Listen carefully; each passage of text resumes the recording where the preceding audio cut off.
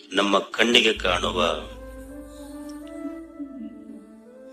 ಈ ಜಗತ್ತೇನಿದೆ, ಈ ಜಗತ್ತಿನಲ್ಲಿ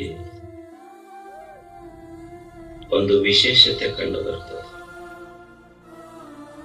ಆ ವಿಶೇಷತೆ ಏನಂದ್ರ, ಈ ಜಗದ ಪ್ರತಿಯೊಂದು ವಸ್ತುವು ಅದಕ್ಕೊಂದು ಆರಂಭ ಇದೆ ಮತ್ತು ಅಂತ್ಯವೂ ಇದೆ.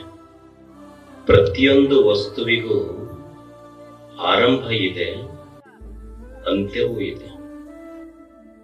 ಯಾವುದು ಆರಂಭವಿದೆಯೋ, ಯಾವುದಕ್ಕೆ ಪ್ರಾರಂಭವಿದೆಯೋ ಅದಕ್ಕೂ ಅಂತ್ಯವೂ ಇದೆ.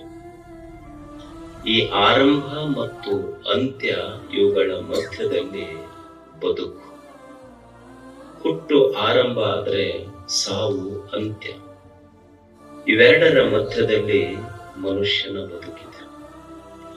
ಯಾವ ವಸ್ತುವಿಗೆ ಆರಂಭ ಅಂತ್ಯಗಳಿಲ್ಲ ಹೇಳಿ? ಕಣ್ಣಿಗೆ ಕಾಣುವ ಪ್ರತಿಯೊಂದು ವಸ್ತು ಯಾವುದು ಇದೆಯೋ, ತೋರಿದೆಯೋ, ಒಂದು ದಿವಸ ಅಂತ್ಯವಾಗಲೇಬೇಕು. ಈ ಒಂದು ಹೂವು ಇದೆ, ಬೆಳಿಗ್ಗೆ ಎದ್ದಾಗ ಅರಳಿದೆ, ಸಾಯಂಕಾಲ ಆದ ಕೂಡಲೇ ಬಾಡ್ತದೆ.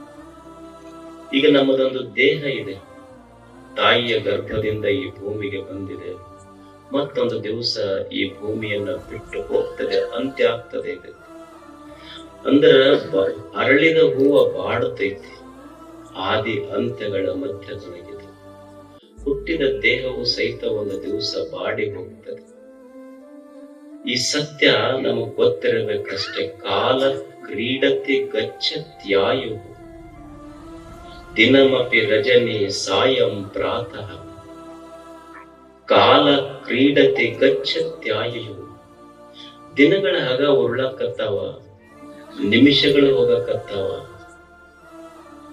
ಕಾಲನ ಕ್ರೀಡೆಯೊಳಗ ನಮ್ಮ ಬದುಕು ಸಿಕ್ಕಿದೆ. ಈ ಕಾಲನ ಆಟಕ್ಕ ನಮ್ಮ ಆಯುಷ್ಯ ಸರಿತಾ ಇದೆ.